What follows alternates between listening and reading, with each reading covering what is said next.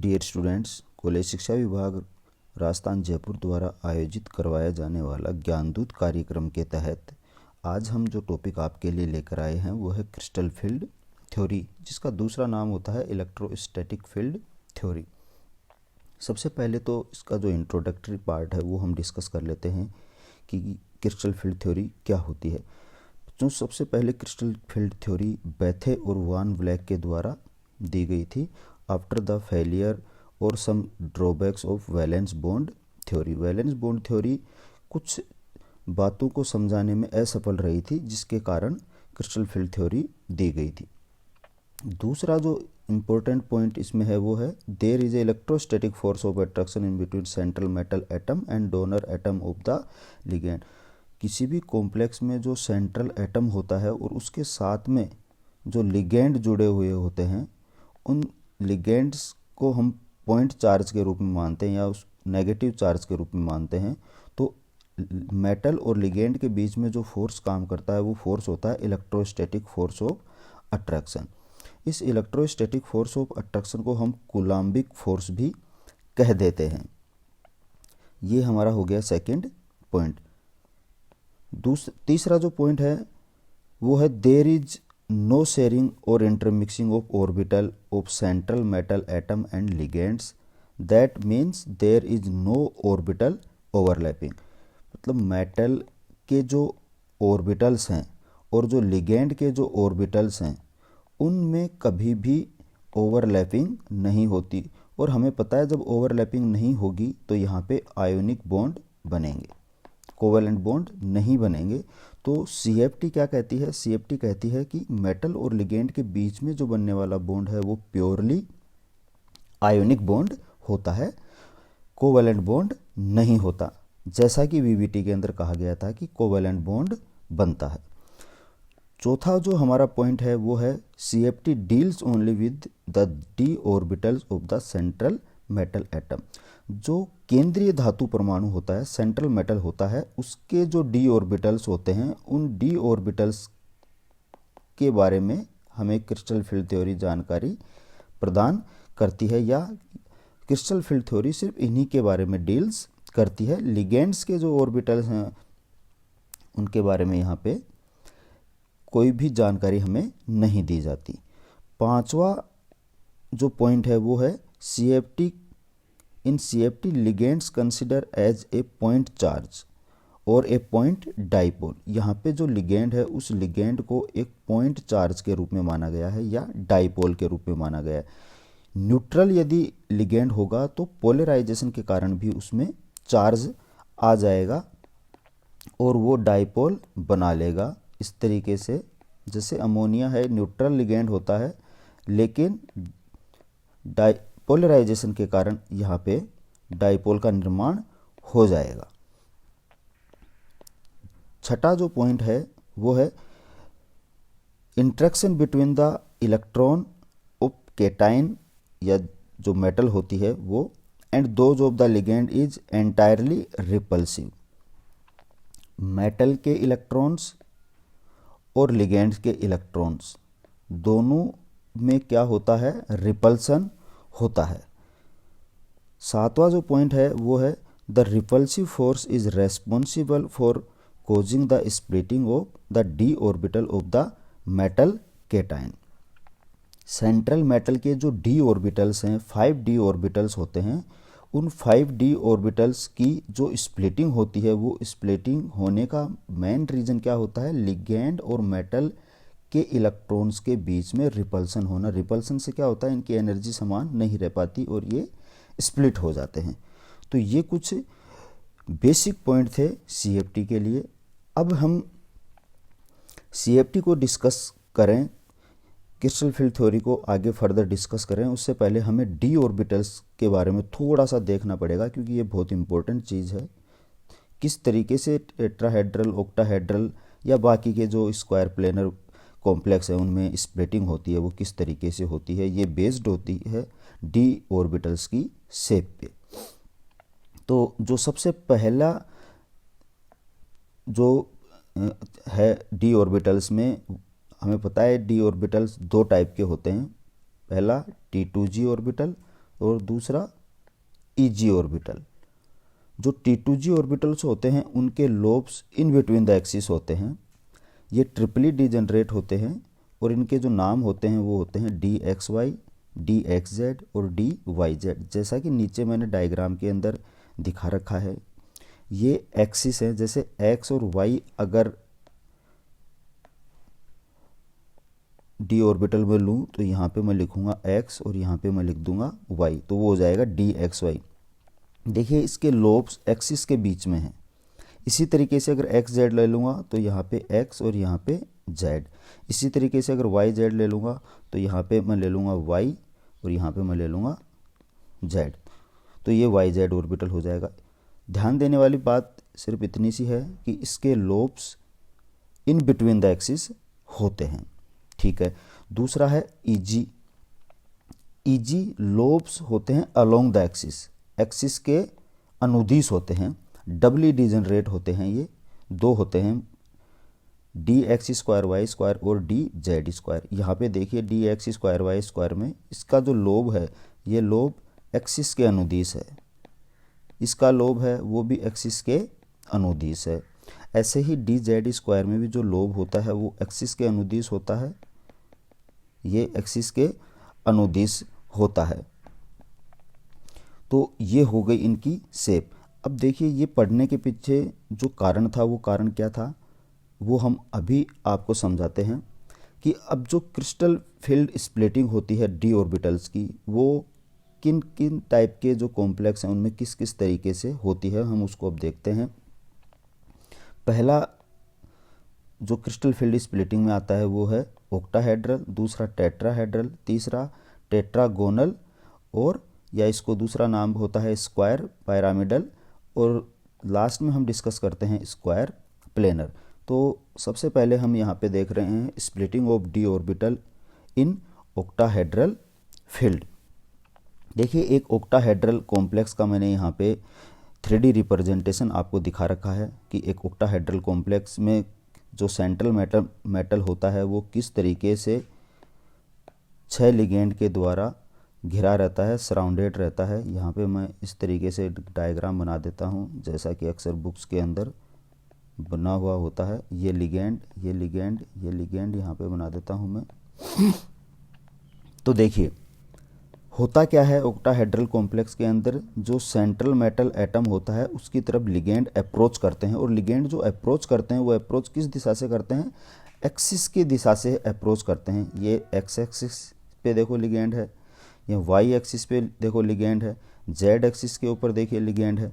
तो ligand axis की दिशा से अप्रोच करते हैं, और एक्सिस की दिशा से अप्रोच करने के कारण मेटल एटम के वे ऑर्बिटल जो एक्सिस के अनुदिश हैं, जो एक्सिस के अनुदिश हैं उनमें उपस्थित इलेक्ट्रॉन और लिगेंड के ऑर्बिटल्स में उपस्थित इलेक्ट्रॉन के मध्य रिपल्सिव फोर्सेज ज़्यादा हो जाते हैं, जिसके कारण उनकी स्प्लिटिंग के दौरान ऊर्जा के मान में वृद्धि हो जाती है, और जो बाकी जो इन बिटवीन द एक्सिस होंगे उनकी ऊर्जा के मान में कमी हो जाएगी।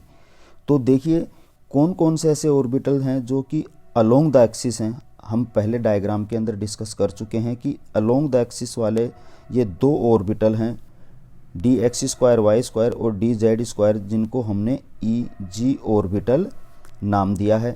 तो इनकी ऊर्जा ऑक्टाहेड्रल कॉम्प्लेक्स में स्प्लिटिंग के दौरान इंक्रीज हो जाएगी। किस तरीके से इंक्रीज होगी, देखिए जब मेटल आयन फ्री स्टेट में है तो वहाँ पे कोई भी रिपल्सिव फोर्स काम नहीं करते। उस स्थिति में पांचों d ऑर्बिटल की ऊर्जा एक समान होती है, इन्हें हम समभ्रंश कक्षक भी कह देते हैं।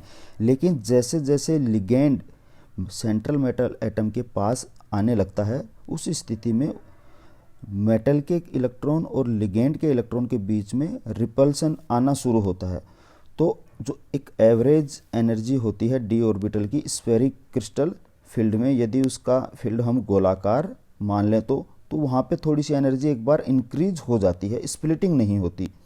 लेकिन जैसे ही लिगेंड मेटल के बिल्कुल पास में आके बॉन्ड बनाना शुरू करता है, उस स्थिति में जो लोब्स एक्सिस के अनुदिश थे, देखिए दो लोब्स थे एक्सिस के अनुदिश, d x square y square d z square d के, ये ज़्यादा रिपल्सन महसूस करते हैं जिसके कारण इनकी ऊर्जा अधिक होती है। और यहाँ पे देखिए मैंने इनकी ऊर्जा यहाँ पे अधिक दिखा रखी है ऑक्टाहेड्रल में। उस ऑक्टाहेड्रल में T2G की ऊर्जा में बेरी सेंटर से ये नीचे चले जाते हैं, इनकी एनर्जी कम हो जाती है, कम ऊर्जा का स्थान ये ग्रहण करते हैं। क्यों? क्योंकि ये लिगेंड जो से कम रिपल्सन महसूस करते हैं, इस कारण इनकी स्प्लिटिंग कम होती है, इनका स्थायित्व अधिक हो जाता है ऊर्जा कम होने के कारण। ये जो T2G और EG के बीच में एनर्जी गैप होता है, ये इस एनर्जी गैप को हम डेल्टा O से रिप्रेजेंट करते हैं। यहाँ O का मतलब है ऑक्टाहेड्रल, जिसका मान 10 DQ के इक्वल होता है। लिगेंड फील्ड स्प्लिटिंग पैरामीटर भी हम इसको कह देते हैं। बेरी सेंटर, ये होता है बेरी सेंटर। इस बेरी सेंटर से EG की एनर्जी प्लस में 0.6 डेल O होती है और T2G की एनर्जी बेरी सेंटर से नीचे माइनस 0.4 डेल O होती है, जिसे हम माइनस 2.5 डेल O या इसको हम प्लस 3.5 डेल O भी कह देते हैं। अब ये क्रिस्टल फील्ड स्प्लिटिंग डायग्राम बनने के बाद में हम किसी भी कॉम्प्लेक्स, जब कोई भी कॉम्प्लेक्स हमें दिया जाता है तो उसके अकॉर्डिंग इनमें T2G में और EG में हम इलेक्ट्रॉनों की फिलिंग करेंगे। और कॉम्प्लेक्स का टाइप भी हम देखेंगे कि कॉम्प्लेक्स स्ट्रॉन्ग है तो इलेक्ट्रॉन किस तरीके से भरे जाएंगे, वीक है तो किस तरीके से भरे जाएंगे। जब स्ट्रॉन्ग लिगेंड आ जाता है तो ये जो एनर्जी का गैप होता है ये ज़्यादा हो जाता है, वीक होता है तो ये एनर्जी का गैप क्या होता है, कम होता है। जब एनर्जी का गैप कम होगा तो इलेक्ट्रॉन हुंड के नियम से भरे जाएंगे, मतलब हर ऑर्बिटल में एक एक इलेक्ट्रॉन, उसके बाद में इलेक्ट्रॉन की पेयरिंग होगी। लेकिन जब लिगेंड स्ट्रॉन्ग होगा उस स्थिति में स्प्लिटिंग ज़्यादा होगी, एनर्जी का गैप ज़्यादा होगा। उस स्थिति में हुंड के नियम की पालना नहीं हो पाती, क्योंकि हम लोअर एनर्जी लेवल में पहले इलेक्ट्रॉनों को बराबर फिल करेंगे, ये पेयरिंग करेंगे, और उसके बाद में अपर एनर्जी लेवल EG के अंतर्गत हम इलेक्ट्रॉनों की फिलिंग करेंगे। तो स्ट्रॉन्ग लिगेंड के केस में हुंड नियम की पालना नहीं होती, लेकिन वीक जब लिगेंड आता है उस स्थिति में हुंड के नियम की पालना होती है। That means high spin complex हम बनाते हैं। स्ट्रॉन्ग लिगेंड की प्रेजेंस में हम लो स्पिन कॉम्प्लेक्स बनाते हैं। ये चीज़ हम बाद में एक साथ डिस्कस करेंगे जब टेट्राहेड्रल और ऑक्टाहेड्रल दोनों के स्प्लिटिंग के बारे में हम समझ चुके होंगे।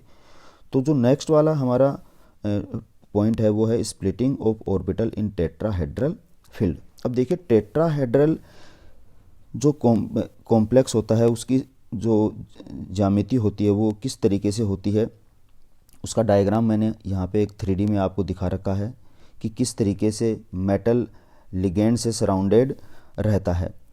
यहाँ पे जो लिगेंड अप्रोच करते हैं वो लिगेंड अप्रोच करते हैं इन बिटवीन द एक्सिस। देखिए ये एक एक्सिस है, ये एक एक्सिस ये है, इनके बीच में से लिगेंड यहाँ पे अप्रोच कर रहा है। इसका मतलब ये हुआ कि वे ऑर्बिटल जो इन बिटवीन द एक्सिस स्थित होते हैं उनकी एनर्जी टेट्राहेड्रल में बढ़ जाएगी, और जो अलोंग द एक्सिस होते हैं उनकी एनर्जी डिक्रीज होगी।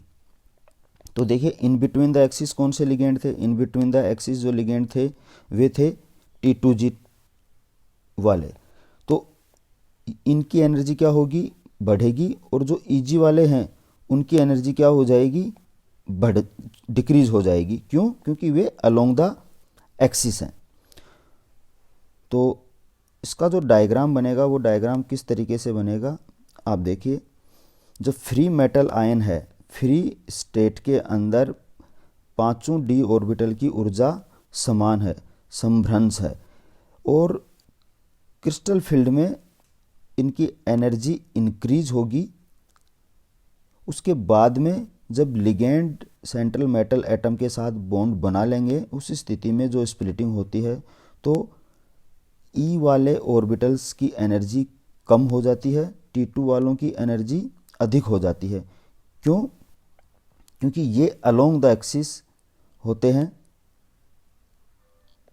सॉरी ये इन बिटवीन द एक्सिस होते हैं, और इन बिटवीन द एक्सिस होने के कारण इनकी एनर्जी अधिक हो जाती है, क्योंकि लिगेंड भी जो अप्रोच कर रहा है वो in between the axis he approach करता है, जिसके कारण इन तीनों डी ऑर्बिटल्स की ऊर्जा बढ़ जाती है। और अलोंग द एक्सिस वाले जो ऑर्बिटल्स हैं, जैसे डी जेड स्क्वायर और d x square y square, जो कि अलोंग द एक्सिस हैं, इनकी ऊर्जा कम हो जाती है, क्योंकि लिगेंड यहाँ से अप्रोच करता है, तो रिपल्सिव जो फोर्सेज होते हैं वो यहाँ कम काम करते हैं, जिसके कारण इसकी ऊर्जा में कमी आ जाएगी। अब यहाँ पे हमने टेट्राहेड्रल के लिए जो स्प्लिटिंग पैरामीटर है उसको हमने लिखा है डेल्टा टी। यहाँ पे ई जी और T2G वर्ड हमने काम में नहीं लिया, क्योंकि हमें पता है कि जो टेट्राहेड्रल होते हैं उनकी जिरेड सिमेट्री नहीं होती, इसलिए हम यहाँ पे G न लिख के क्या लिख रहे हैं, सिर्फ E और T2 लिख रहे हैं। जबकि ऑक्टाहेड्रल कॉम्प्लेक्स होता है वहाँ पे सेंटर ऑफ सिमेट्री पाई जाती है, जिसके कारण हम G वर्ड यूज करते हैं। अब देखिए जो बेरी सेंटर है, बेरी सेंटर से T2 वाले जो ऑर्बिटल हैं उनकी एनर्जी होती है 0.4 डेल्टा टी। ई वाले जो ऑर्बिटल होते हैं उनकी एनर्जी होती है 0.6 डेल्टा टी। चूँकि ये बेरी सेंटर से नीचे हैं इसलिए यहाँ पे हम माइनस का साइन यूज करते हैं, ये बेरी सेंटर से ऊपर हैं इसलिए हम यहाँ पे प्लस का साइन यूज करते हैं। देखिए हमें कई बार एग्ज़ाम के अंदर अक्सर बच्चों को कन्फ्यूज़न हो जाता है कि ये 0.6 नीचे आएगा या 0.4 ऊपर आएगा।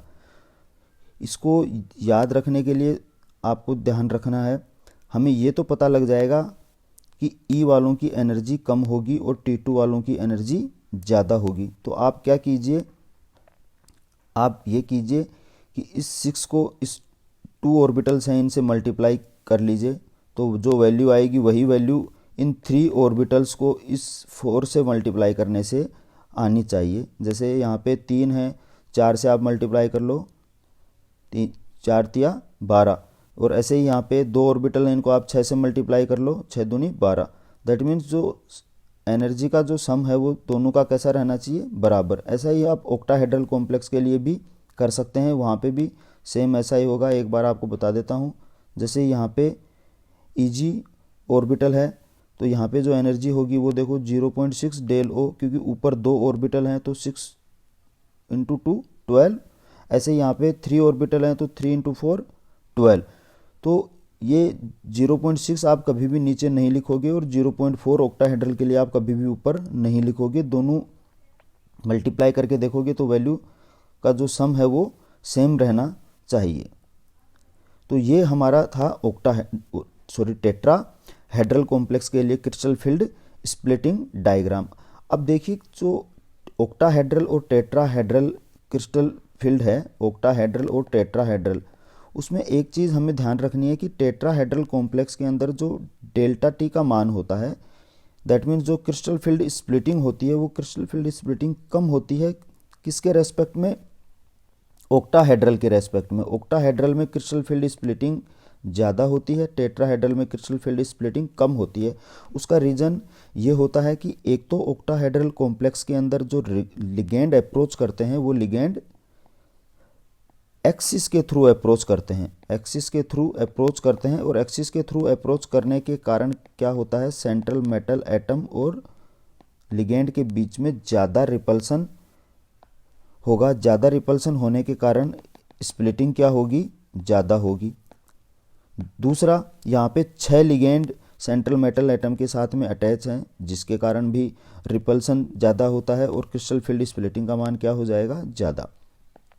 टेट्राहेड्रल कॉम्प्लेक्स में क्या होता है, ligand in between the axis approach करते हैं, और in between the axis approach करने के कारण सेंट्रल मेटल एटम और लिगेंड के बीच में रिपल्सन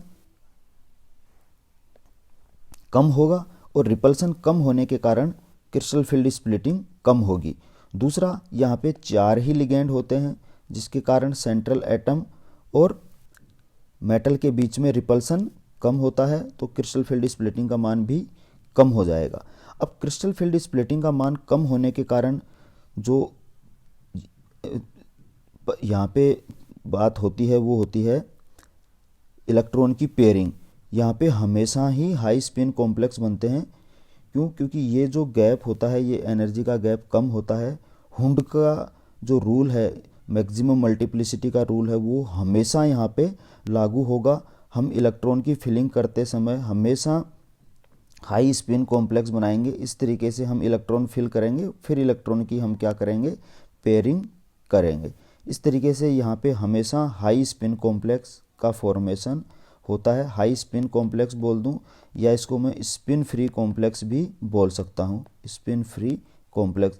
लेकिन अभी आपको थोड़ी देर पहले मैंने बताया कि ऑक्टाहेड्रल के अंदर ऐसा नहीं होता। ऑक्टाहेड्रल में डिपेंड करता है कि आप स्ट्रॉन्ग लिगेंड ले रहे हो, आप वीक लिगेंड ले रहे हो। जैसे यदि कोई मेटल अमोनिया के साथ में लिगेंड कॉम्प्लेक्स बना रही है, उस स्थिति में डेल्टा ओ का मान ज़्यादा होगा। यदि मेटल वाटर के साथ में या कोई किसी हैलोजन के साथ में यदि लिगेंड बना रहा है, कॉम्प्लेक्स बना रहा है, तो क्रिस्टल फील्ड स्प्लिटिंग का मान कम हो जाएगा।